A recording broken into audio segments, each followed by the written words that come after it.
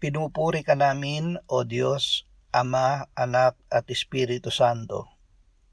Salamat, Ama, na ibinigay mo sa amin si Jesus na iyong anak, na namatay para sa aming kasalanan, iyong muling binuhay, iniakyat at iniluklok sa iyong kanan sa langit. Salamat na ibinigay mo sa amin ang iyong banal na Espiritu, at sa pamamagitan niya ay ibinuhos mo ang iyong pag-ibig sa aming puso.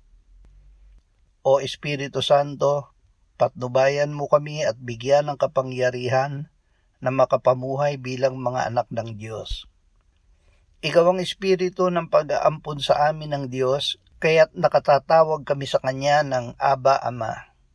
Lagi mong ipamalay sa amin na kami ay mga anak ng Diyos at mga tagapagmana niya kasama ni Kristo.